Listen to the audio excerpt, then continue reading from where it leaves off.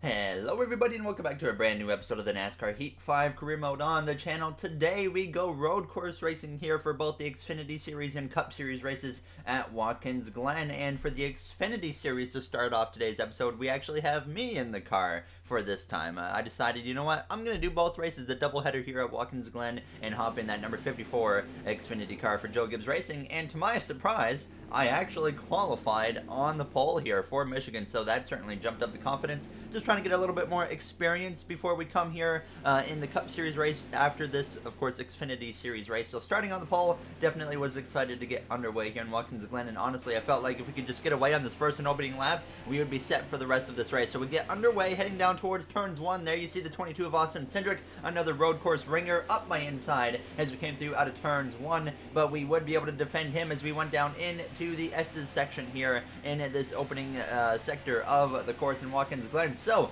I would be able to drive away right off the bat from Austin Cindric and the rest of the field here as we came through now a little bit later. Now actually this was already past the midway point of the race. I was driving away from everybody now as we come through the penultimate corner down into the final corner. There you see Cindric there just kind of lurking in the distance, but they had nothing for me. So there was really nothing to show in this race because I was just out front the whole time. So we come straight through to the final lap here in Watkins Glen, through the final corner. Definitely the quickest recap we've had, and you can see nobody even close to me here as we come through down the front straightaway. An easy win in Watkins Glen, so we get an Xfinity Series win here in our part-time schedule this season. And now, of course, there you see the rest of the finishing order. Down in last place was Jeff Green.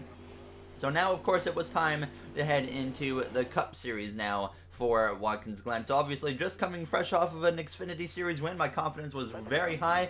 We had the DeWalt colors back on the car for this episode, and actually next season we're gonna have a new DeWalt paint scheme due to the whole modding situation that I'm doing now with NASCAR Heat 5. So you'll see a new paint scheme on this DeWalt car next season, and I know what it will look like, and I will show you guys at a later date what it is going to look like for next season. Now as we came through, got through turns 1 pretty well. The AI can always attack turns 1 way harder than I can for some reason. Now as we came through into the bus stop, actually got through the bus stop very well as we come through down into the carousel. Watkins Glen though, what probably one of my favorite road courses on the planet now as we come through the penultimate corner down towards that last corner, and it was definitely a solid lap. The goal was a 109.170, and we come through out of the final turn, coming through to the line. It looks like we're easily going to beat the goal with now a 107.950, and we qualify P3 here in Watkins Glen. So very, very good qualifying effort for us here at the Glen. And on pole for the second race in a row is 7-time champion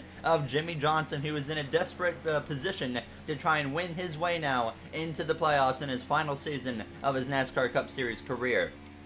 Cole Custer down there in 25th, William Byron in the 30s, and in last we got Chad Fincham now as we're ready to go green for the Go Bowling at the Glen here now. As of course, before we start this race, we're going to get a look at the playoff grid coming into this race here. As you see, Eric Almirola 13 points out, Clint Boyer 14 points out, Custer 41, Tyler Reddick 69, but really 14th through 18th is still all up for grabs right now. As you see, Kurt Busch is locked in on points now. Of course, Kevin Harvick is as well. Bowman can be very shortly now, as I did not have any pit reporters in this episode because I kind of changed it up just a little bit with that, but don't worry, they will be back now in the coming episodes. Now, as you see, Martin Truex Jr. starting at the back after failing pre-race inspection, and there you see for the second race in a row, the pole winner of Jimmie Johnson.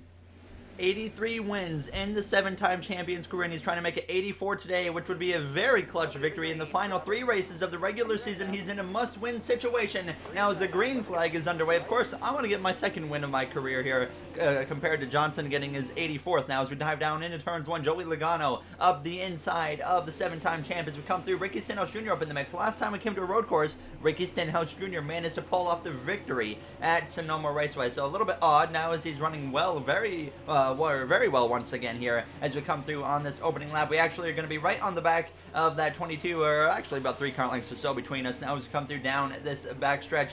Behind us, Stenhouse kind of fades a little bit here as we go down towards that bus stop. Johnson, though, leads the way into the bus stop as we are just closing up on Logano. The bus stop has always been my strong point of this racetrack in pretty much every single NASCAR game. We're always able to close up on the AI through here, and sure enough, we pull it off again, closing in on Joey Logano on the exit of the carousel here as we head down towards that penultimate corner. But immediately you're seeing the 48 of Jimmie Johnson pulling away here from the 22 of Joey Logano. And honestly, I feel like we have speed to beat Joey Logano, but I'm wondering if we actually have speed that can contend with the 48 of Jimmy Johnson as we shift down into that second gear here on the exit of the final turn, going down this front straightaway, coming through to cross the line to complete this first and opening lap here in Watkins Glen. So only 4 laps here in stage 1, but you can see here how much better the AI can get into turns 1 compared to myself. I can never just send it like they do, and that's always a weak point of mine on this racetrack. But we come through down the backstretch, got through the S's very well, so I'm trying to make a pass on Joey Logano as quickly as I can to chase down Jimmy Johnson. We go side by side into the bus stop there, but Logano, he's going to get the best of us there. Now Stenhouse is right behind us. Now is Elliott up inside the top 10 as well here as he's trying to work his way through the field. Always so strong at Watkins Glen in every road course is that 9 of Chase Elliott, but we actually lose some ground there. I gave Logano a bit of a bump there in the carousel, and that actually allowed him to pull away a little bit here as we come through. Johnson, though, driving away from the pack as we come through the penultimate corner now. Stenhouse, though, was trying to stick with us, but then we would drive away again now on lap 3. I tried to make a move again up the inside of Logano, but I didn't quite get up alongside him like I was hoping, so I actually just played safe in behind him and settle in here as we go down into the carousel. A little bit of a bump there again to the back of Joey Logano. You can see a little bit of smoke come out of the bottom. That means his tires were certainly moving around,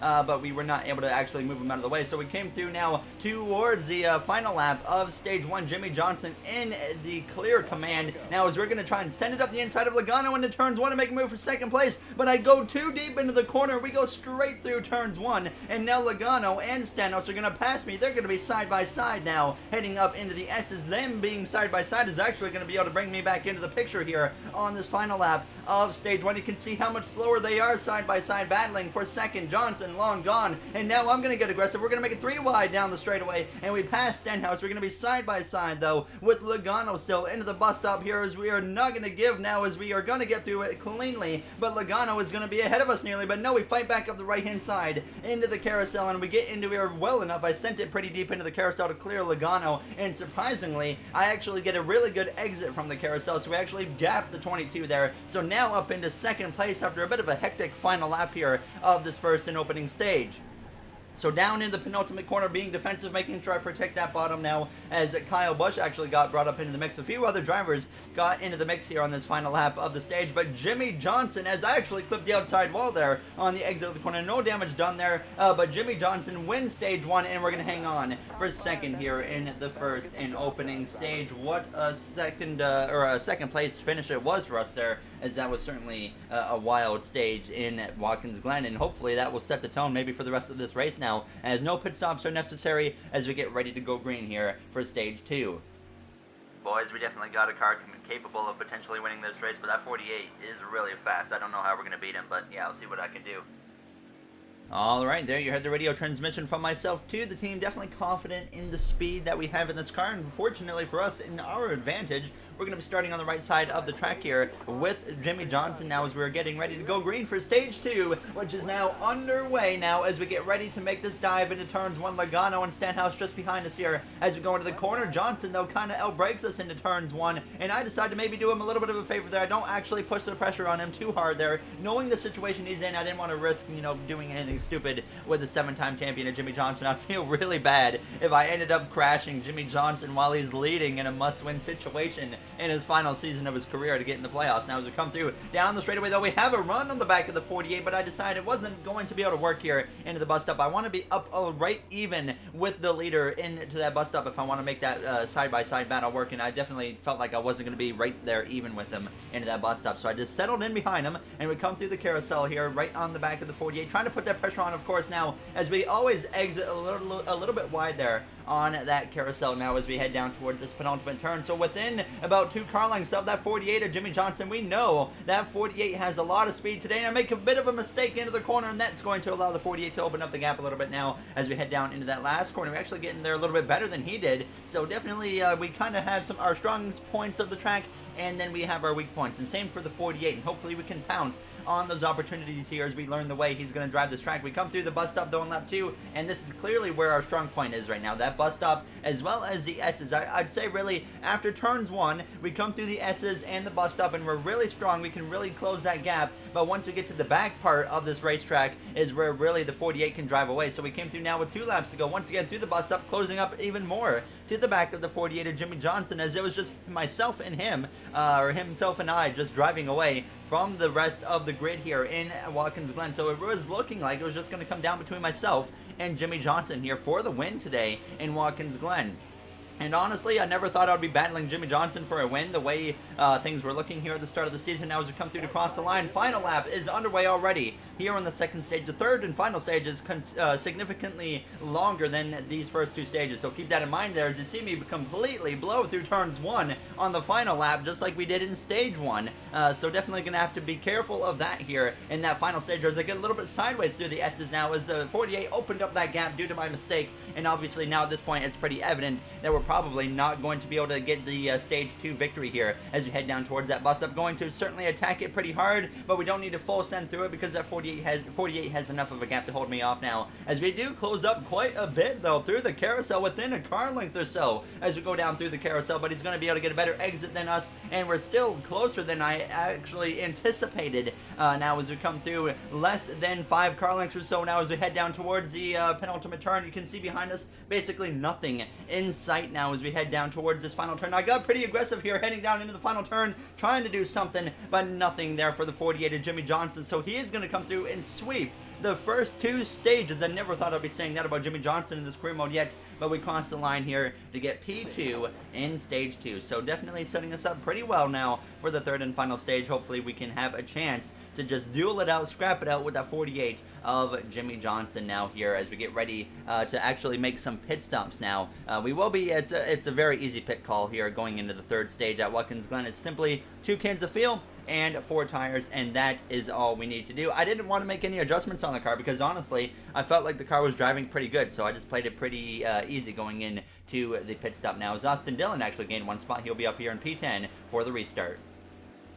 Hopefully we can get our first road course win of our career now as the third and final stage is underway here on Watkins Glen, side by side with the 7-time champion Jimmy Johnson. Logano and Stenhouse on row 2 just behind as we head down into turns 1, side by side with the 48 still. But once again, he is able to get clear on the exit of turns 1 as I definitely did a little bit of a favor to the 48, not trying to be too hard on him because I realized, you know what we could do is attack him through the S's now as we come through on the exit. There you see Logano actually putting on a little bit of pressure, but we get side by side with the 48 of Jimmy Johnson. We kind of catch him off guard. We go through the grass a little bit now as we clear him though for the lead. We are now out front in command here with 10 laps to go in Watkins Glen to start this final stage as we come through the bus stop, get through there perfectly. It was a beautiful bus stop now as we head down into the carousel and opening up that gap to the 7-time champion as we are now in command in our rookie season, looking for win number 2 as after that Pocono doubleheader something just seemed to click with this team other than Kentucky, which was a complete disaster. But we've really been able to click, obviously getting that first win at the Brickyard. We've won some stages, we've led laps, and now we actually come through the penultimate corner.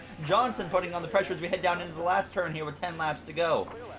Johnson right on the back of us now as we come through out of that final turn, clipping the grass just a little bit again now as we come through to cross the line. 9 laps remain here in Watkins Glen, and it's pretty evident it's going to come down between myself and the 7-time champion Jimmy Johnson. As you see in turns 1, I make a bit of a mistake now as the AI continue to get through there better now as Johnson tries to put on some pressure here as we're actually just barely in front of him. He's going to get up the inside of us now into the S's, but we have a good enough exit there. We are able to defend that 48 there of Johnson, and of course he's probably not very happy being held up behind me now as we come through out of the S's, clipping the grass just a little bit again now. And sure enough, we come through on still lap 16 down in the penultimate corner. Johnson still putting on the pressure now as we come through down towards that final corner. And I honestly felt like the 48 was faster than me because when I'm out front, we're still kind of holding him up, and the 22 is still in the mix and whatnot. So I feel like the 48 definitely the fastest car on the track here as we head down towards turns 1. The 48 might put on the attack right here as we go into the corner. Yes, he does. Johnson sends it up the inside through turns 1. We're going to be side by side and I get a little bit loose here on the exit of turns 1, and that allows the 48 to actually get clear of me here as we head down into the S's. So now Jimmie Johnson back out front here, the 7-time champion, look to make his hopes for 8 continue to be alive here with the win in Watkins Glen. Now, as we're right on the back of him, I decide, you know what, instead of trying to pass him on this very lap, I'm actually going to stay right tucked in behind him and try to help us both drive away from the 22 of Joey Logano behind us, so that way we have more of a gap to where we can scrap it out later on in this race and maybe actually be able to get that win from Jimmie Johnson, but maybe still get him a second place finish while we're at it now, as that would have definitely help him in the point situation. Although we say the point situation helping Jimmie Johnson, I mean, there's not much he can do on points anymore now. As we came through on lap 18, we had driven away from the 22 of Joey Logano, and then you see up ahead our teammate Martin Truex Jr. had actually come out of the pit lane. He had engine issues, and he was still off the pace, so we were both running him down here as he's about to go a lap down in Watkins Glen now. So major engine problems for our teammate Truex. Of course, he's not in a bad situation in the playoffs with the wins he's got, so he is obviously has nothing to worry about. But Jimmie Johnson has something to worry about. He is now getting held up by Truex, and that is going to allow me to get a little bit closer, as he did open up that gap between himself and I now as we go down this front straightaway. Now just 6 laps to go here in Watkins Glen. Truex up the inside of Johnson. He definitely did Jimmy no favors right there, and surprisingly Johnson still manages the gap pretty well to myself now, as we're going to get to the left hand side of Martin Truex Jr. Not in the spot I wanted to catch him, but we got to be aggressive and make that pass on Truex, and we do complete the pass and get ahead of him and get him out of the way now, as we're going to try and set our sights once again back on that 48 of Jimmie Johnson now that we got that obstacle out of the way. But you can see the gap is pretty big now at this point, so definitely was hurting my confidence now knowing how far the 48 was out in front as we come through the bus stop very aggressively through there, and we definitely gained some ground. I'm giving it everything I got, guys. I'm gonna try and get him. Drive the out of it. Yes, sir.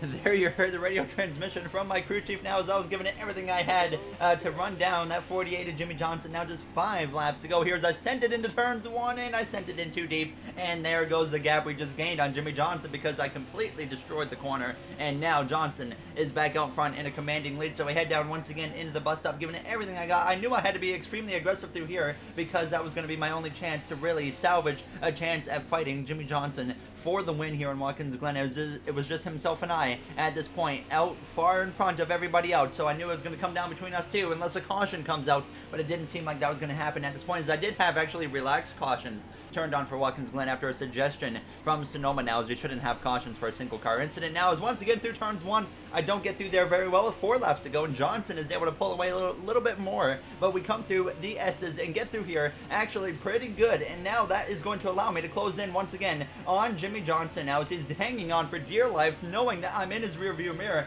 getting closer and closer every single lap now, as we are very close at this point now as we come through the bus stop again. This time I wasn't too aggressive through here, knowing that I'm within range to strike now as we close in right on the back of Johnson into the carousel. Now we are here and officially ready to fight for this victory with the 7-time champion now as we come through out of that carousel. I might be a little bit more cautious around Jimmie Johnson knowing the situation he's in, but we're going to try and get this win as cleanly as we can as we come through now. 3 laps to go, and once again I send it too deep into turns 1, nearly taking the 48 out in the process, and he once again opens up the gap to what it pretty much originally was, but I get through into the S's once again really well, so I wasn't too concerned here as we come through now, just trying to stay within range of that 48 now. As long as I could see the name above the car, I was not concerned, and sure enough, we get such a good run that we're closing the gap once again down towards the bus stop, but it will be just 2 laps to go here in Watkins Glen when we come through to the line there, as I was definitely aggressive that time through the bus stop now, and once again within a car length of Jimmie Johnson here as we head down through the carousel.